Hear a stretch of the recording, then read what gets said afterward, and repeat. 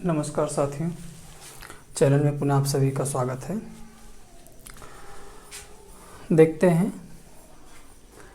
कि पिछली जो क्लास रही है उसमें मैंने राज्यसभा के गठन के संबंध में प्रावधान और वैधानिक जो प्रावधान है उसके संबंध में मैंने चर्चा किया था। राज्यसभा के गठन के संबंध में, उसके कार्यकाल के संबंध में, उसके पदाधिकारियों के संबंध में, राज्यसभा की जो कार्य हैं, शक्तियां हैं, उसके विषय में मैंने उल्लेख किया था। आज देखते हैं कि संसद के गठन के संबंध में राज्यसभा, लोकसभा और राष्ट्रपति जो संसद के 3 भाग होते हैं उनमें मैंने राज्यसभा आपको बता दिया है। आज क्रम है लोकसभा का, ठीक है। तो लोकसभा, जैसा कि मैंने बताया था इसके बारे में कि जो सबसे लोकप्रिय सदन है, अस्थायी सदन है, अपरिवर्तनशील सदन है, परिवर्तनशील सदन है। साथ ही साथ ये भी बताया था कि इसके सदस्य कितने होते हैं, सारी बातों को हमने बताया था। आज देखते हैं कि लोकसभा का वैधानिक संविधान में प्रावधान क्या है। साथ ही साथ लोकसभा का जो परिसीमन होता है उसके विषय में मैं चर्चा करूंगा। निर्वाचन जो लोकसभा के सदस्यों का होता है उसके विषय में भी मैं चर्चा करूंगा। साथ ही साथ लोकसभा का जो अधिवेशन होता है, विशेष अधिवेशन होता है, इसके विषय में आज हम देखते हैं। और हमारी पूरी कोशिश होगी कि आपको उसी मनोधारणा से पढ़ाई जाए और उसी मनोधारणा से मैं आपका क्लास ले रहा हूं जो आपके वनडे कंपटीशन में प्रश्न पूछे जाते हैं। देखते हैं लोकसभा यानी कि यह भारतीय संसद का एक भाग है, ठीक है। भारतीय संविधान के अनुच्छेद 81 के विषय में मैंने चर्चा किया था और संविधान के अनुच्छेद 331, 2 ऐसे अनुच्छेद हैं जो लोकसभा के गठन, लोकसभा की संरचना और साथ ही साथ लोकसभा में राष्ट्रपति के द्वारा 2 आंग्ल भारतीय समुदायों की नियुक्ति या मनोनयन। तो पहले देखते हैं कि अनुच्छेद 81 यह लोकसभा की संरचना या स्वरूप के विषय में उल्लेख करता है। तो संविधान का अनुच्छेद 81 क्या करता है? लोकसभा की संरचना के विषय में उल्लेख करता है। और संविधान का अनुच्छेद 331 जो है यह लोकसभा में भारत के राष्ट्रपति द्वारा 2 आंग्ल भारतीय समुदायों की नियुक्ति के संबंध में प्रावधान करता है। देखते हैं, इसके साथ साथ 2 अनुच्छेद हो गए। अनुच्छेद 81 की भी कई आर्टिकल हैं। अनुच्छेद 81(1), 81 क, 81 ख, है ना। यह क्या कहता है, इसकी क्या परिभाषा है? यानी कि अनुच्छेद 81(1), 81 क, 81 ख यह क्या कहता है? लोकसभा का गठन राज्यों में प्रादेशिक निर्वाचन क्षेत्रों से प्रत्यक्ष निर्वाचन पद्धति के द्वारा होगा। तो जैसा कि मैंने पहले भी बताया था कि लोकसभा का जो गठन होता है तो जो राज्यों में प्रादेशिक निर्वाचन क्षेत्र खासकर होते हैं, जैसे भाई हर राज्यों में लोकसभा की अपनी अपनी सीटें आवंटित की गई हैं। तो यह कह रहा है कि राज्यों में जो प्रादेशिक निर्वाचन क्षेत्र हैं उसमें जो प्रतिनिधि निर्वाचित होते हैं, ठीक है ना, उनका प्रत्यक्ष निर्वाचन यानी कि अनुच्छेद 81, 81(1), 81 क, 81 ख यह कहता है कि राज्यों में प्रादेशिक निर्वाचन क्षेत्रों से प्रत्यक्ष निर्वाचन द्वारा वह सीटें भरी जाएंगी। यानी कि राज्यों में जो जिले होंगे, है ना, और साथ ही साथ राज्यों की अपनी लोकसभा सीट होगी। राज्यों के साथ साथ उसी जिलों में जिन राज्यों में वो जिला है उन जिलों में भी लोकसभा की सीटें जो है रिजर्व होती हैं 2, 3, 4 करके। तो जैसे आप उत्तर प्रदेश को ले लीजिए तो 80 लोकसभा सीटें हैं। तो ये कह रहा है कि राज्यों में जो प्रादेशिक निर्वाचन क्षेत्र है ना, जो उसके प्रतिनिधि निर्वाचित होंगे वो प्रत्यक्ष निर्वाचन के माध्यम से निर्वाचित किए जाएंगे। खासकर इसके लिए संविधान में भी उल्लेख किया गया है। संविधान में यह उल्लेख किया गया है कि लोकसभा की सीटों का जो अधिकतम संख्या जो होगी, है ना, लोकसभा, हाँ, अधिकतम जो संख्या होगी वह 530 होगी। कहाँ से होगी?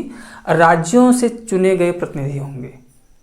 यानी कि यदि इस तरह का कोई प्रश्न बनता है कि लोकसभा में राज्यों के प्रतिनिधियों की अधिकतम संख्या कितनी हो सकती है या वैधानिक रूप से कितना उल्लेख किया गया है, तो 530। देखिए, इसकी बारीकियों से समझे, यह राज्य के प्रतिनिधियों की बात कह रहा है, संघ राज्य क्षेत्रों के प्रतिनिधियों की बात नहीं कह रहा है, यह केवल राज्यों की बात कह रहा है। यानी कि दिल्ली है, पांडिचेरी है, चंडीगढ़ है, दमन दीव है, ये सभी जो राज्य केंद्र शासित प्रदेश हैं, यह संघ राज्य क्षेत्र जो हैं, उनके प्रतिनिधियों को 530 में शामिल नहीं कर रहा है ना। ये 530 जो लोकसभा के सदस्य हैं, यह राज्य के प्रतिनिधि हैं, ठीक है ना। और न्यूनतम जो संख्या होती है लोकसभा में जो न्यूनतम संख्या निर्धारित की गई है वह 20 निर्धारित की गई है, ठीक है ना। तो लोकसभा में निर्वाचित होने वाले प्रतिनिधियों की अधिकतम संख्या कितनी होती है? 530। न्यूनतम कितनी होती है? 20 होती है। इसको जोड़ के पढ़ेंगे तो आप गलत नहीं होगा। अब इसमें जो है 2 आंग्ल भारतीय समुदायों की नियुक्ति कर देंगे तो यह 552 हो जाएगी। तो अधिकतम लोकसभा में जो सीटों का आवंटन है, अधिकतम जो संख्या है वो 552 है। न्यूनतम जो हमने बताया था कि न्यूनतम जो है या वर्तमान जो संख्या है वह 545 पर निर्वाचन कराया जाता है, 545 पर निर्वाचन होता है, ठीक है ना। जैसा कि पिछली वीडियो में भी मैंने इस पर चर्चा किया था सीटों के आवंटन के संबंध में। तो 545 हैं, 545 जो वर्तमान समय में निर्वाचित होते हैं, तो उसमें राज्य के जो प्रतिनिधि होते हैं 530 होते हैं और संघ राज्य क्षेत्रों के प्रतिनिधि 30 होते हैं, और 13 होते हैं, और जो 2 जो है वो आंग्ल भारतीय समुदाय होते हैं। तो यह सब मिल करके 545 पर निर्वाचन होता है। इस तरह से ये पूरी बातें हैं। हाँ, यह साथ ही साथ परिसीमन अधिनियम भी बनाया गया है कि जो सरकार है ना, तो संसद द्वारा परिसीमन अधिनियम 1952 पहले लाया गया था, ठीक है ना। पहला परिसीमन आयोग 1952 में लाया गया था। ये बहुत ही इम्पोर्टेंट प्रश्न है। तो परिसीमन आयोग 1952 में जो लाया गया था, संसद के द्वारा यह अधिनियम बनाया गया कि प्रत्येक जनगणना के बाद, है ना, प्रत्येक जनगणना के बाद जो है परिसीमन कराया जाएगा। तो जनगणना वर्ष जैसे जो होगी तो 10 वर्ष के बाद चूँकि जनगणना होती है, तो 10 वर्ष के बाद जो है परिसीमन कराने की बात कही गई थी कि प्रत्येक जनगणना वर्ष में ही परिसीमन कराया जाएगा। तो परिसीमन के माध्यम से कितने 18 वर्ष की आयु पूरी कर चुके हैं मतदाता, उनको जोड़ने का कार्य, और जिनकी डेथ हो गई उसको निकालने का कार्य, जो लोकसभा के क्षेत्र हैं उसे विस्तारित करने का कार्य, उसे घटाने का कार्य, है ना, सब परिसीमन के माध्यम से। ये सब बहुत सारे जो है उसके एक मैनुअल बनाए गए हैं, ठीक है ना। तो इस प्रकार के, हाँ, पहला परिसीमन अधिनियम जो पारित हुआ था, है ना, 1952 में पारित कराया गया था। इस तरह की बातें हैं। देखते हैं आगे कि जो, हाँ, लोकसभा के सदस्यों का जो निर्वाचन होता है, आप, हाँ, सदस्यों का जो निर्वाचन होता है, तो निर्वाचन कैसे होता है? तो लोकसभा के सदस्यों का निर्वाचन ऐसे, है ना, ऐसे प्रथम लोकसभा के आम चुनाव जो, हाँ, ऐसे निर्वाचक मंडल या खासकर ऐसे लोकसभा के सदस्यों का जो निर्वाचन होता है, खासकर इसको देखेंगे तो यह वयस्क मताधिकार के आधार पर कराया जाता है। तो लोकसभा के सदस्य भारत के उन नागरिकों द्वारा चुने जाते हैं जो वयस्क हो गए हों, यानी कि जिसकी उम्र जो है 18 वर्ष पूर्ण हो चुकी हो। तो 18 वर्ष पूर्ण होने के बाद जो है वह उसे मतदान करने का अधिकार दे दिया जाता है। हाँ, एक चीज़ और जानना जरूरी होगा कि मतदाता की आयु 18 वर्ष जो वर्तमान में चल रही है कि 18 वर्ष की आयु पूरी कर चुका हो, यह पहले सन 1989 के पहले 21 वर्ष थी, है ना, 21 वर्ष थी। लेकिन इसे 61वां संविधान संशोधन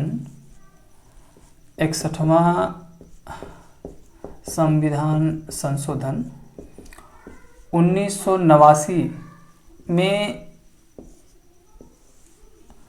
यह परिवर्तन कर दिया गया कि मतदाता की आयु जो है, मतदाता की आयु 21 वर्ष से घटा करके 18 वर्ष कर दी गई। तो वयस्क मताधिकार भारत में है। भारत में वयस्क मताधिकार के आधार पर निर्वाचन कराया जाता है। तो वयस्क मताधिकार यानी 18 वर्ष की आयु पूरी कर चुका हो। इसमें भी 18 वर्ष की आयु पूरी कर चुका हो।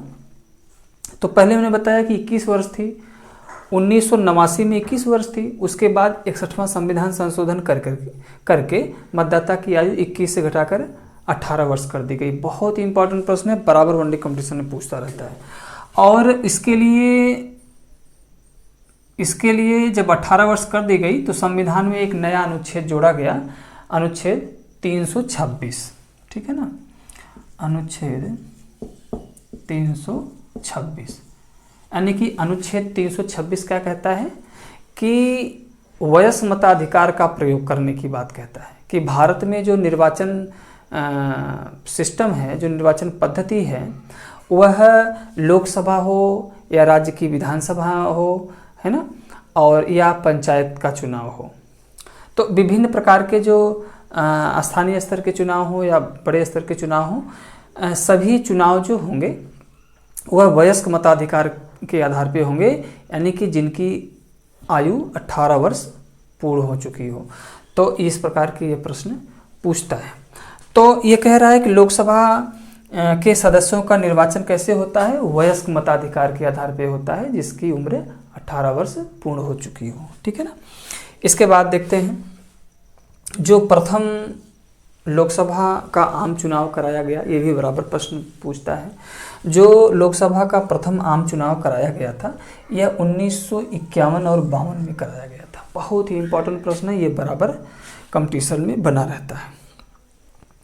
यह 51 और 52 इसलिए देता है कि ये एक कन्फ्यूजन की स्थिति है, यह थोड़ा सा विवादित प्रश्न है। प्रथम लोकसभा का प्रथम आम चुनाव 1951-52 इसलिए, अब देखिए ये इसलिए विवादित है कि आपके संविधान में इस बात का उल्लेख किया गया है कि संविधान में प्रथम संविधान संशोधन 1951 में कराया गया था, ठीक है ना, 1951 में हुआ था पहला संविधान संशोधन। अब देखिए कन्फ्यूजन की स्थिति है कि पहला संविधान संशोधन 1951 में हुआ था और कैसे प्रथम लोकसभा का आम चुनाव 1952 में हो जाएगा, यानी कि लोकसभा के गठन के पहले ही 1951 में संविधान संशोधन कर दिया गया।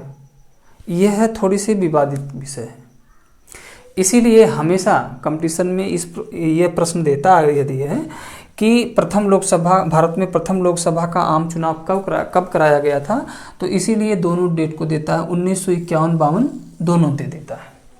तो वैसे 1951-52 से लेकर के 1957 तक, है ना, 1952 से लेकर के 1957 तक प्रथम लोकसभा कार्य में रही है। तो वैसे अगर देखा जाए तो 1952 ही होना चाहिए, लेकिन 1952 में तो प्रथम लोकसभा चुनाव हो गए थे, ठीक है, लेकिन 1951 में कैसे प्रथम संविधान संशोधन हो गया, तो यह थोड़ी सी विवाद का विषय है।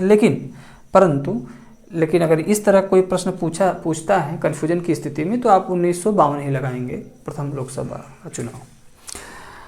जो कार्यकाल हैं लोकसभा के या जो अवधि है कार्यकाल के, तो जानते हैं अमूमन 5 वर्ष के लिए होते हैं सदस्यों की चुनाव होता है और फिर 5 वर्ष के बाद नई लोकसभा का गठन कर दिया जाता है। यदि मान लीजिए कि जो कह रहे हैं कि 5 वर्ष के लिए जो चुनाव कराया जाएगा, 5 वर्ष के लिए उनका चुनाव कराया जाता है। यदि मान लीजिए 5 वर्ष के पहले ही लोकसभा भंग कर दी जाती है या 5 वर्ष के पहले किसी सदस्य को इस्तीफा देना हो, तो प्रधानमंत्री की सलाह पर राष्ट्रपति जो है लोकसभा को विघटित भी कर सकता है। ठीक है ना। यदि जरूरी नहीं है कि 5 वर्ष तक ही लोकसभा का कार्यकाल रहे, कभी कभी इस तरह का स्थिति आ जाती है कि लोकसभा के कार्यकाल पूरी होने के पहले भी लोकसभा भंग कर दी जा सकती है। ठीक है ना। तो वो प्रधानमंत्री की सलाह पर राष्ट्रपति जो है लोकसभा को विघटित कर सकता है। और साथ ही साथ संविधान के अनुसार लोकसभा विघटन की स्थिति में 6 माह से अधिक नहीं रह सकती। यानी कि लोकसभा यदि विघटित कर दी गई है तो 6 माह तक वह 6 माह से अधिक विघटित नहीं रह सकती। और साथ ही साथ ऐसा इसलिए भी आवश्यक है क्योंकि लोकसभा के 2 बैठकों के बीच का समयांतराल जो होता है वह 6 माह से अधिक का भी नहीं होना चाहिए, है ना। तो यह है, यानी कि 6 माह के अंतर्गत मध्यावधि चुनाव कराना अति आवश्यक होगा। इस प्रकार की बातें हैं।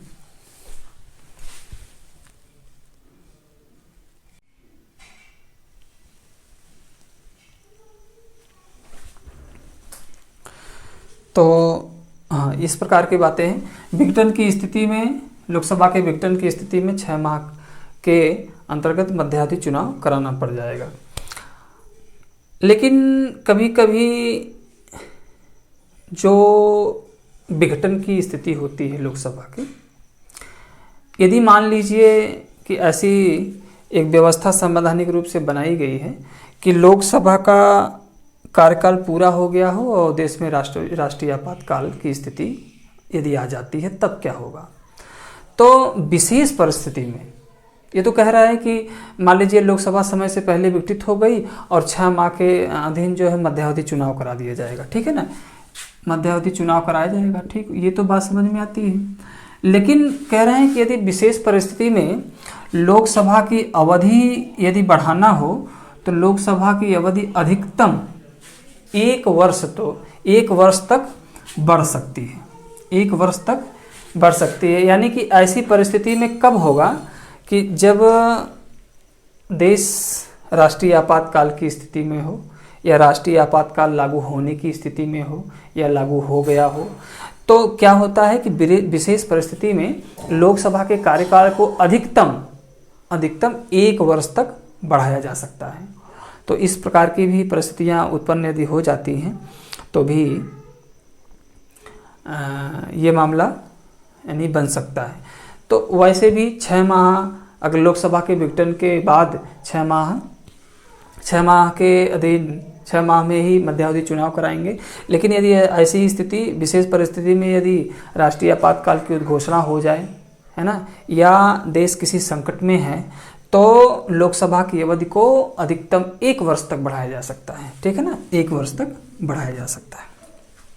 चलिए आगे देखते हैं कि लोकसभा के जो अधिवेशन होते हैं, तो जैसा कि पहले भी मैंने बताया था कि लोकसभा का जो अधिवेशन होता है 1 वर्ष में 2 बार होता है ना। लोकसभा का जो अधिवेशन होता है 1 वर्ष में 2 बार होता है, परंतु 2 बार तो होता है, परंतु उन अधिवेशनों में 6 माह का अंतर नहीं होना चाहिए। खासकर ये जो अधिवेशन की बात कह रहा है कि लोकसभा का जो अधिवेशन 1 वर्ष में कम से कम 2 बार होना चाहिए। ठीक है ना। लेकिन लोकसभा के पिछले अधिवेशन की अंतिम बैठक की तिथि, यानी पिछला जो अधिवेशन हुआ है वो उसके अंतिम बैठक की तिथि तथा आगामी अधिवेशन की प्रथम बैठक की तिथि के बीच 6 माह का अंतर नहीं होना चाहिए। तो लेकिन कह रहा है कि 6 माह का अंतर नहीं होना चाहिए। तो सब मिला के लोकसभा का अधिवेशन जो है 1 वर्ष में 2 बार होना चाहिए। चलिए आप देखते हैं, तो ये तो अधिवेशन की बात हो गया, लेकिन लोकसभा के विशेष अधिवेशन भी होते हैं। अब ऐसी क्या कौन सी परिस्थिति उत्पन्न हो जाए कि विशेष अधिवेशन बुलाना पड़ रहा है? तो विशेष परिस्थितियों का मतलब यह है कि लोकसभा के विशेष अधिवेशन तब बुलाए जा सकते हैं जब राष्ट्रीय आपातकाल की उद्घोषणा को नामंजूर करने के लिए, ठीक है ना, जैसे राष्ट्रीय आपातकाल की उद्घोषणा होने वाली हो या ऐसा लगता है कि राष्ट्रीय आपातकाल की उद्घोषणा हो सकती है, तो विशेष अधिवेशन इसलिए बुलाया जाता है ताकि राष्ट्रीय आपातकाल की उद्घोषणा को नामंजूर किया जा सके। इस प्रकार से यह बातें कही गई हैं। विशेष राष्ट्रीय आपातकाल की उद्घोषणा को नामंजूर करने के लिए लोकसभा का विशेष अधिवेशन बुलाया जा सकता है। जब लोकसभा के अधिवेशन में न रहने की स्थिति में कम से कम, यदि मान लीजिए लोकसभा अधिवेशन में नहीं है, ठीक है ना, और विशेष अधिवेशन आप बुला रहे हैं, ऐसा कोई मामला बनता है कि विशेष अधिवेशन तब आप बुला रहे हैं कि जब लोकसभा का अधिवेशन की स्थिति में ना हो। भाई 6 माह, अब ऐसा नहीं कि अधिवेशन 1 माह में समाप्त हुआ फिर दूसरे माह में भी आप अधिवेशन बुला देंगे, तो दूसरे माह में अधिवेशन तब बुलाएंगे जब कोई विशेष परिस्थिति हो जाए। तो विशेष परिस्थिति में अधिवेशन जब बुलाएंगे, ठीक है ना, तो उनमें लोकसभा से लगभग 110 सदस्यों, है ना, सदस्य राष्ट्रपति को अधिवेशन बुलाने की लिखित सिफारिश करनी पड़ेगी। यानी कि कह रहे हैं कि 110 सदस्य जो हैं, जैसे देखिए विशेष अधिवेशन तब लोकसभा का बुलाया जाएगा जब 110 सदस्य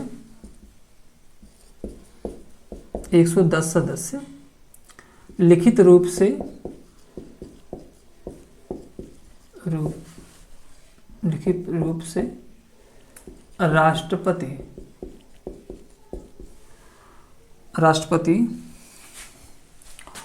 राष्ट्रपति को इसकी सूचना दे,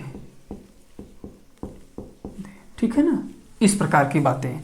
तो सब मिला के विशेष अधिवेशन तब बुलाया जाएगा कि जब लोकसभा अधिवेशन में न रहने की स्थिति हो और कम से कम 110 सदस्य जो है राष्ट्रपति को लिखित रूप से यह दें कि विशेष अधिवेशन बुलाया जाना चाहिए, तभी जो है लोकसभा का विशेष अधिवेशन बुलाया जा सकता है।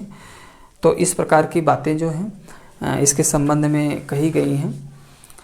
यह तो आज का क्लास रहा।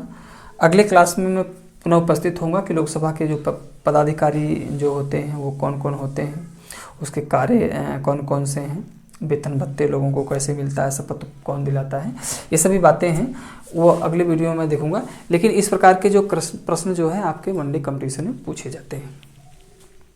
पहला प्रश्न बहुत ही इम्पोर्टेंट है, जैसा कि मैं बता दूं आपको, 61वां संविधान संशोधन 1989 बहुत ही इम्पोर्टेंट है। वयस्क मताधिकार का प्रयोग, साथ ही साथ अनुच्छेद 326 जो वयस्क मताधिकार का अधिकार देता है, तो ये भी बहुत इम्पोर्टेंट है, बहुत पूछता है। संविधान का अनुच्छेद 81 और 331 ये दोनों पूछता है, ठीक है ना। साथ ही साथ लोकसभा का सीटों का आवंटन जो है ये भी पूछता है, 530 राज्यों के, 13 जो संघराज क्षेत्रों के और 2 जो आंग्ल भारतीय समुदाय। पहला परिसीमन अधिनियम कब बना था, 1952 में भी पूछता है। निर्वाचन के संबंध में देता है प्रश्न। साथ ही साथ प्रथम आम चुनाव को भी पूछता है, कब हुआ था लोकसभा का कार्यकाल आप जान ही गए। लोकसभा विशेष परिस्थिति में जो लोकसभा के कार्यकाल को लगभग 1 वर्ष तक बढ़ाया जा सकता है।